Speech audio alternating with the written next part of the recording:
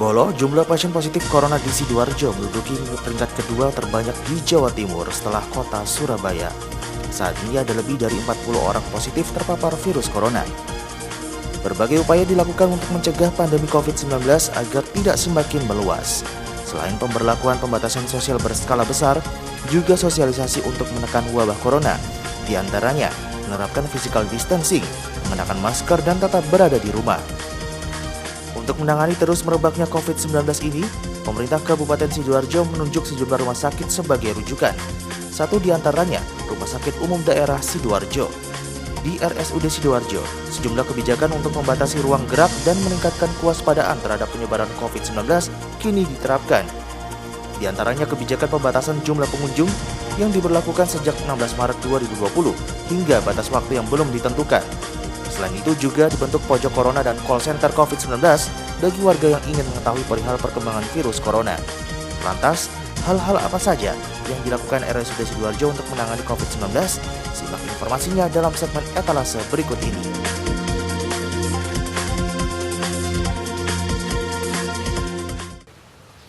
Assalamualaikum warahmatullahi wabarakatuh. Halo, apa kabar Bolo? Senang sekali saya Ilham Dianta kembali menemani Anda dalam segmen dialog khusus terkait tentang penanganan COVID-19 di wilayah Sidoarjo. Kita ketahui bersama bahwa pemerintah Provinsi Jawa Timur telah menunjuk beberapa rumah sakit rujukan untuk menangani pasien COVID-19. Satu di antaranya adalah RSUD Rumah Sakit Umum Daerah Sidoarjo. Nah, seperti apa penanganan untuk pasien COVID-19 di RSUD Sidoarjo? Saat ini saya sudah bersama dengan Direktur RSUD Sidoarjo, Bapak Dr. Atok Irawan, spesialis paru. Assalamualaikum warahmatullahi wabarakatuh. Apa kabar Pak Atok? Waalaikumsalam, alhamdulillah baik ya. Masih sehat ya Pak ya? Alhamdulillah, iya. Tapi agak sedikit pusing ya Pak ya? Mungkin karena jumlah penderita pasien COVID yang semakin banyak gitu ya. Kita, iya. Oke, Pak Atok, untuk sejauh ini untuk jumlah pasien COVID-19 di RSUD Sidoarjo itu sampai berapa Pak? Baik itu ODP, PDP maupun yang positif COVID-19? Iya, jadi kami merawat pasien corona COVID-19 ini mulai 27 Januari ya. Sampai sekarang itu kita berikan kode PDP 1, sampai hari ini PDP 151. Jadi 151 yang sudah kita rawat. Yang 80 sudah pulang. Sekarang tinggal 71 pasien yang kita rawat PDP dan positif. Kita ODP tidak merawat. Karena ODP bisa dirawat isolasi mandiri di rumah. Dari 71 yang ada sekarang, kemarin sudah pulang 13 pasien. 13 pasien itu yang PDP 8, yang positif 5 yang pulang. Positif yang negatif dikatakan sembuh. Jadi 5 orang. Kalau kita jumlah pasien yang positif mulai Januari sampai sekarang itu 47 pasien. Yang sudah berhasil pulang sembuh 7 pasien. Berarti 40 pasien masih ada di rawat di ruang isolasi Mawar Merah Putih di tempat kita. Jadi kita kemarin merawat pasien sampai rata-rata 1 bulan baru bisa pulang. Tapi ini ada pasien yang 3 pasien usia muda, tidak ada keluhan apa-apa, 7 kali swab masih positif. Berarti masih ada virusnya di dalam tubuhnya. Ini yang belum bisa pulang. 1,5 bulan lebih sudah kita rawat.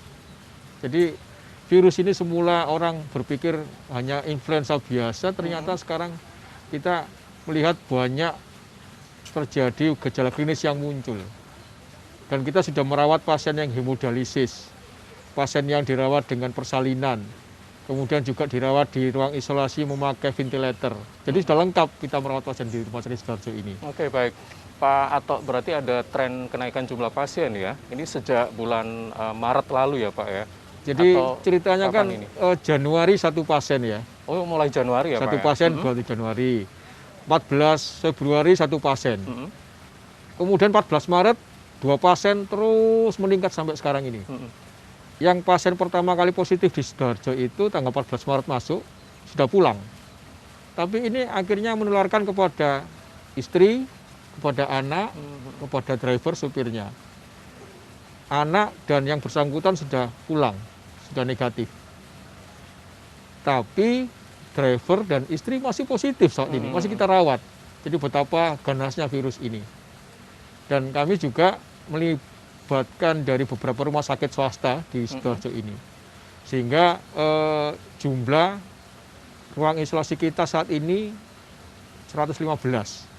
Itu satu blok dirawat inap kelas 3 Merah Putih. Pertama kita tahun 2012 dulu hanya punya satu rawat inap isolasi ya. Kita kembangkan, begitu pasien makin banyak, ya harus kita melihat kebutuhan bahwa kita melayani pasien COVID ini harus sesuai dengan kebutuhan yang ada. Oke, Pak Ato, kalau boleh tahu rata-rata usia berapa penderita COVID-19 ini, Pak? Kebanyakan mayoritas. Gitu. Ini masih usia produktif ya, 75% kita masih merawat pasien ya di bawah 50, antara produktif antara umur 25 sampai umur 50. Oke. Hanya 10% yang usia lanjut, kemudian juga 5% yang masih usia di bawah 20. Bahkan ada kemarin kita rawat anak umur 3 tahun, umur 2,5 tahun, jadi merata.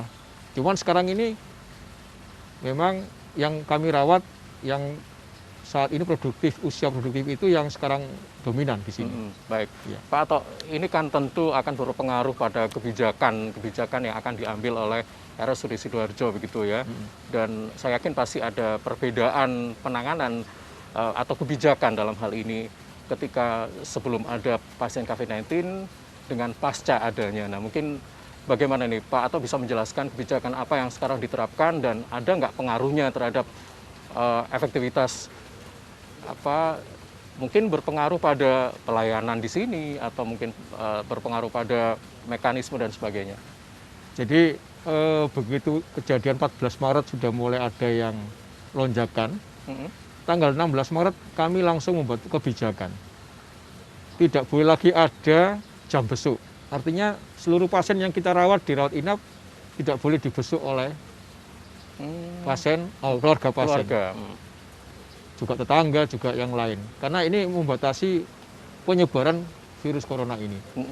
Kemudian kebijakan kita, satu pasien dikawal hanya 1 orang, baik di IGD, rawat jalan maupun rawat inap. Jadi yang menunggu di rawat inap ini hanya 1 pasien. Kebijakan ini akhirnya ditangkap oleh Persi dan kemudian dibuat edaran Persi sehari kemudian, tanggal 17 Maret, ke seluruh rumah sakit di Jawa Timur. Harus ada kebijakan pembatasan pengunjung rumah sakit. Ini supaya apa? Membatasi supaya interaksi pengunjung dengan pasien yang sakit.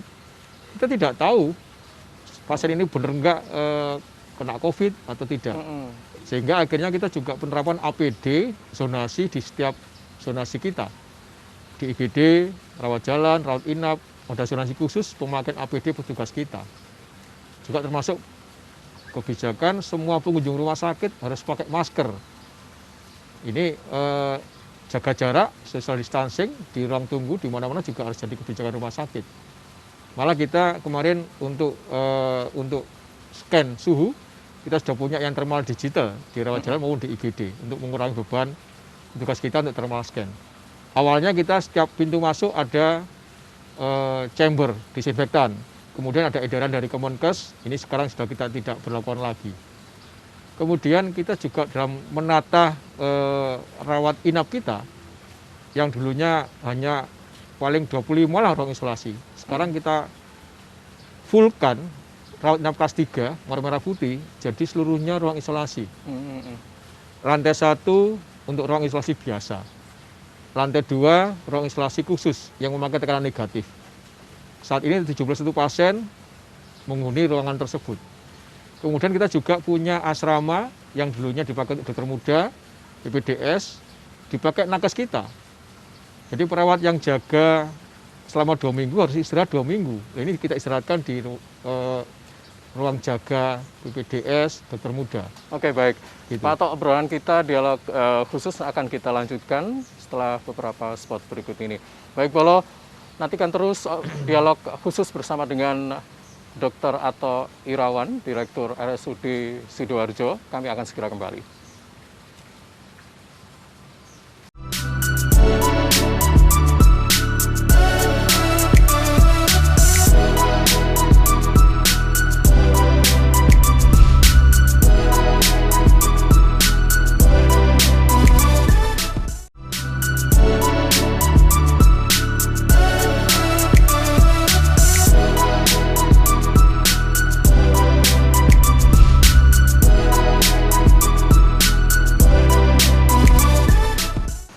Terima kasih Bolo, Anda masih di dialog khusus bersama dengan Dr. Ato Irawan, spesialis paru, Direktur RSUD Sidoarjo. Kita masih menyoal tentang penanganan pasien COVID-19 khususnya di wilayah Sidoarjo. Pak Ato, tadi kita sempat berbicara tentang jumlah pasien COVID-19 yang ada di RSUD Sidoarjo. Nah, saya juga ingin tahu nih ya, sebenarnya untuk wilayah Sidoarjo ini khusus menerima pasien dari Sidoarjo saja atau mungkin juga menerima pasien dari wilayah lain untuk yang terpapar COVID-19 ini? Jadi awalnya itu kita malah bukan orang Sidoarjo ya. Yang pasien pertama dulu orang TKI Hongkong dari Lombok Timur. Kemudian yang kedua rujukan dari Rumah Sakit Ciko, alamat Jombang, pegawai Ciwi Kimia. Yang ketiga, keempat ini Sidoarjo. Kemudian ada yang rujukan 2 kali Mojokerto, rujukan RSI Madiun, rujukan dari Keraksaan. Tapi sekarang ini kita berupaya, saya juga Ketua Arsada Jawa Timur, jadi berupaya seluruh kabupaten harus bisa merawat sendiri. Dan sekarang kita sudah merawat seluruhnya warga Sidoarjo. Ada 1-2 kemarin dari Petrokimia juga kita merawat di situ, di Sidoarjo ini. Jadi saat ini kami juga mengembangkan kerjasama dengan rumah sakit 4 rumah sakit swasta. Sidoarjo termasuk rumah sakit yang ditunjuk oleh Kemenkes 132 rumah sakit se-Indonesia merawat pasien COVID. Di Jawa Timur ditunjuk ke pasien 85 rumah sakit yang ditunjuk untuk merawat pasien COVID. Dan kami di Sidoarjo ini 256 bed isolasi kami siapkan. Ruang isolasi khusus 121, sisanya 135 ruang isolasi biasa. Tersebar di Rumah Sakit Mitra Keluarga, Rumah Sakit Siti Hajar, Rumah Sakit Siti Khotijah, dan Anwar Medika. Ini tiap hari saya bentuk grup WA, di mana kolaborasi itu kalau Rumah Sakit Anwar Medika penuh, bisa kita rujuk ke Rumah Sakit Sidoarjo. Tadi malam ada pasien yang dirujuk ke kita, ini klaster ke Pasar Pabean, jadi Surabaya tapi orangnya dari Sidoarjo. Pernah juga kita banyak, saya ditelepon dari beberapa rumah sakit, dari Surabaya, dari Sumeneb juga ingin ngerujuk. Tapi monggo lah dari Kabupaten Surabaya yang sekarang juga lagi overload juga harus mampu merawat pasien ini. Harusnya rumah sakit minimal 10% jumlah bed total harus jadi ruang isolasi. Kalau kami sudah 15%. 725 bed yang kami punya di Rumah Sakit Sidoarjo ini, sekarang 115 bed untuk ruang isolasi. Kalau saya hitung 15,6% ya, ini sudah harus pengorbanan seperti itu. Iya, Jangan sampai bednya sekian banyak yang diberikan hanya 35. Nah ini kan harusnya berkorban untuk ruang isolasi ini. Iya, sebenarnya kita harapkan bahwa pasien yang terpapar COVID-19 khususnya yang berstatus positif ini tidak bertambah Pak Ato ya. Tapi kalau misalnya memang kejadiannya seperti itu, apakah RSUD Sidoarjo ini masih tetap menerima dengan kapasitas yang overload? Dalam arti bahwa sebenarnya tadi kan Pak Ato sudah bilang 10%, tapi sekarang sudah malah lebih dari itu, 15% begitu. Tapi kalau misalnya ada warga Sidoarjo yang terpapar positif corona, mau tidak mau kan mungkin dari 4 rumah sakit rujukan tadi, misalnya ada yang keluarga pasien menyerahkan di sini, apakah tetap diterima atau bagaimana? Ya alhamdulillah kita masih bisa menampung ya. Dari 115 bed kan 71. Berarti masih ada sisa bed berapa itu yang nanti bisa menampung itu. Kayak tadi malam ada yang dirujuk. Kemarin 13 pasien bisa pulang. Insya Allah hari ini juga nanti tadi ada laporan, saya belum menghitung berapa yang bisa pulang. Jadi insya Allah kita bisa nampung. Kalau memang nanti ada pasien-pasien yang tidak ada gejala, Dinkes sudah menyiapkan di Balai Diklat 37 bed di sana. Jadi kita nanti melihat rumah sakit yang 5 rumah sakit ini yang perlu perawatan di rumah sakit, ini yang harus diopname di rumah sakit. Kalau yang nggak ada gejala, yang ODP, OTG bisa di Balai Diklat 37 bed itu. Jadi ini harus dibuat koordinasi yang bagus antara Dinkes dan 5 rumah sakit tersebut. Pak Ato, kami juga ingin tahu sebenarnya penanganan pasien COVID khususnya yang positif COVID-19 ini tentunya akan kita harapkan ini tidak akan berpengaruh atau mungkin warga akan merasa takut begitu ya untuk berobat di RSUD Sidoarjo. Nah, mungkin ada hal-hal apa yang akan diterapkan oleh RSUD Sidoarjo terkait hal ini, Pak? Jadi kami buat kebijakan ya, kalau ruang COVID ini terpisah, satu klaster terpisah dengan kelas 2 di sana, kelas 1 di situ, kelas 3 yang di sana yang non menular. Jadi jaraknya jauh dengan rawat inap yang isolasi ini. Kemudian kami membangun dulu ruang isolasi itu, pasien yang dirujuk tidak harus lewat IGD. Ada akses jalan langsung mendekati ruang isolasi, sehingga pasien yang dikirim langsung aja naik ke lantai 2 untuk ruang isolasi khusus, atau lantai 1 untuk ruang isolasi biasa. Dan juga dengan kamar jenazah dekat sekali, sehingga kalau ada yang meninggal nggak lewat kemana-mana kan, langsung dekat ke kamar jenazah. Jadi dulu setting kita membangun rumah sakit Sidoarjo ini sudah kita pikirkan, hospital disaster plan sudah ada di sebelumnya. Jadi ini yang alhamdulillah kami pengembangan untuk isolasi nggak sampai butuh waktu lama. Tiap minggu terus kita perbaiki, nambah HEPA filter, nambah exhaust-nya, ini bisa terwujud. Oke, tentunya yang kita harapkan adalah pandemi COVID-19 ini segera berlalu ya Pak ya. Tapi apakah ada planning dari RSUD Sidoarjo ini untuk menambah tenaga medis, mungkin karena banyaknya pasien COVID-19 di sini atau seperti apa gitu, ada nggak Pak keinginan itu? Kan sekarang kunjungan rawat jalan, kunjungan rawat inap turun. Rawat jalan turun 30-35%. Rawat inap turun sekitar 40%, jadi 60%. Kamar operasi juga turun. Sehingga kemarin kita buat kebutuhan 115 bed itu, SDM kita yang beban kerjanya sangat sedikit, ini kita rotasi ke ruang isolasi. Sehingga sekarang ada 109 tenaga SDM di sana siap untuk pelayanan di isolasi. Dipindahkan dari rawat jalan, ya, Pak? masih mencukupi. Kemudian dokter paru kita kan 4, 5 dengan saya. Jadi kalau diskusi di grup tiap hari, saya juga ikut nimbrung dari manajerial, juga sebagai profesi saya sebagai spesialis paru untuk menentukan foto toraknya bagaimana, ini bisa masuk nggak di RIB apa RIK. Saya juga ikut masuk di grup itu dan memberikan arahan dan memberikan diskusi dengan teman-teman yang lain di tim COVID kita Rumah Sakit Sidoarjo ini. Baik Pak Ato, obrolan nanti kita akan lanjutkan kembali. Ya Bolo, dialog khusus masih akan kembali bersama Anda, masih bersama dengan Dr. Ato Irawan, Direktur RSUD Sidoarjo. Tetaplah bersama kami.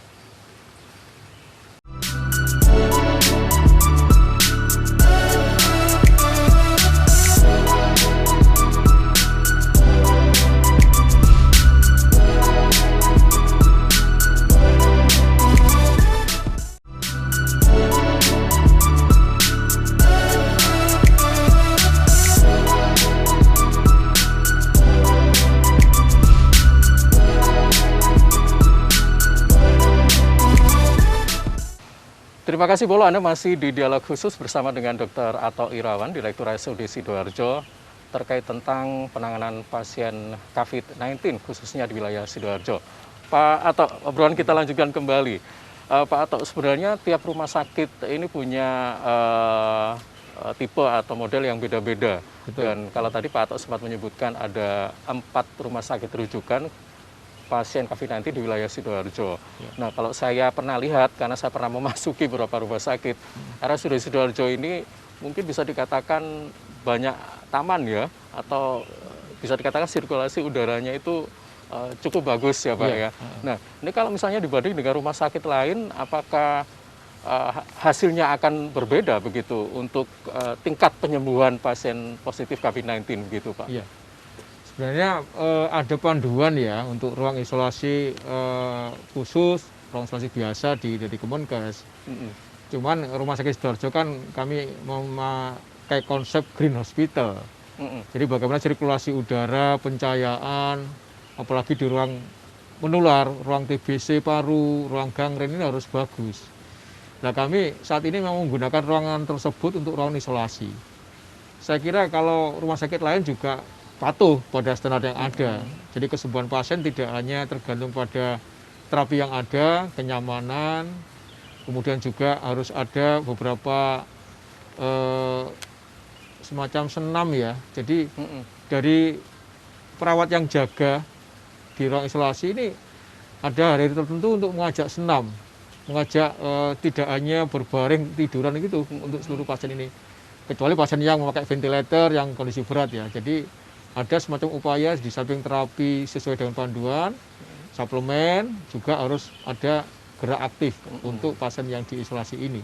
Senam yang disesuaikan Iya, gitu ya, diajak Pak, ya, bareng-bareng, dengan kondisi bareng-bareng pasien. sama instruktur yang Mm-mm. yang jadi perawat juga di ruang isolasi tersebut. Oke, Pak, ini juga sangat penting sekali berkaitan dengan khususnya kita sebagai warga atau masyarakat yang saat ini masih kita tidak ingin terpapar sih sebenarnya.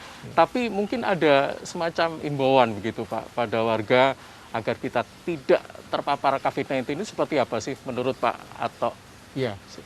Jadi yang sekarang ya memang harus jaga jarak ya Mm-mm. antar orang, kemudian juga pakai masker, ya harus istirahat cukup, makanan gizi berimbang, banyak makan sayur buah. Jadi pola pikir harus positif, jangan stres. Pasien saya, pasien asma itu sekarang sesaknya bukan karena debu atau apa, sekarang udara lebih bersih. Tapi mikir sumpek, jangan-jangan kena COVID. Nah ini akhirnya sesaknya kambuh gara-gara masalah itu. Jadi saya juga menganjurkan masker harus disiplin. Saya sering melihat orang masker dipakai hanya di bawah itu. Begitu ditegur baru dipakai utuh. Ada yang kemarin saya lihat bersin batuk dibuka maskernya.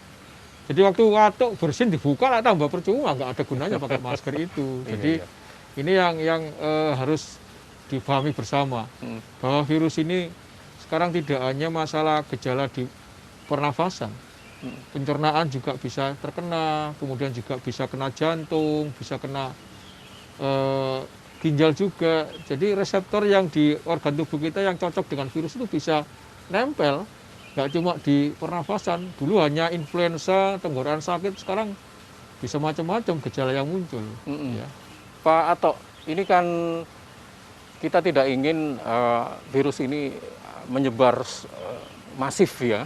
Tentunya kita harus punya jurus untuk mengantisipasi agar tidak tertular. Tapi kalau misalnya memang ada keluarga yang dalam hal ini mungkin salah satu anggota keluarganya yang masuk status ODP atau sebagainya. Nah, yang harus dilakukan pertama kali bagi warga yang terkena atau reaktif COVID-19 ini seperti apa sih Pak?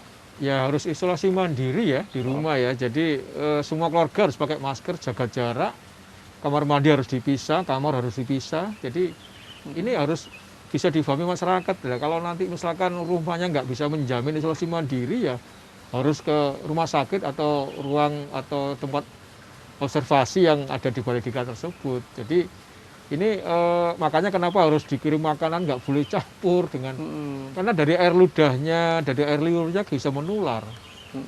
Kasus pasien yang kemarin bukan karena gejala pernafasan, karena diare, dia meludah-ludah, ludahnya itu bisa menularkan. Ya. Bahkan saya pernah bilang di media, orang yang merokok di dalam ruang tertutup ber-AC, ini hembusan asap rokoknya bisa menularkan virus corona ini. Jadi kalau pasien sudah meninggal kan sudah ada panduan ya, betul-betul kita aman kok.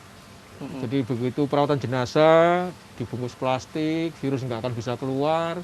Makanya keluarga nggak boleh mendekati jenazah perawatannya. Jadi ada tenaga khusus yang memakai APD sampai dimakamkan, kemudian ditaruh di dalam peti sehingga ini betul-betul bisa dijaga, nggak sampai menular ke warga. Warga nggak harus takut. Sekarang kan heboh, nggak boleh dimakamkan di makam warga. Ini kan sebenarnya nggak betul seperti itu. Kita sudah mulai meninggal sampai pemulasaran jenazah sudah betul-betul dilakukan sesuai dengan panduan, dengan protokol yang ada. Oke, Pak Ato mungkin ada harapan atau imbauan pada warga dalam rangka untuk mencegah penyebaran COVID-19 ini seperti apa ini Pak? Iya, jadi kalau sudah gini sudah zona merah ya. Setiap ada infeksi paru, pneumonia, ini kita klasterkan sudah masuk ke arah curiga coronavirus. Jadi kita punya PSC 119 di IGD. Bisa menghubungi 031 80 56 555. Jadi kalau ada gejala bisa kontak dengan PSC 19 di IGD kami. Terima kasih Pak Ato informasi yang sudah disampaikan, mudah-mudahan bermanfaat. Bolo, demikian perbincangan kita bersama dengan Dr. Ato Irawan, spesialis paru, Direktur RSUD Sidoarjo. Semoga bermanfaat dan sampai jumpa.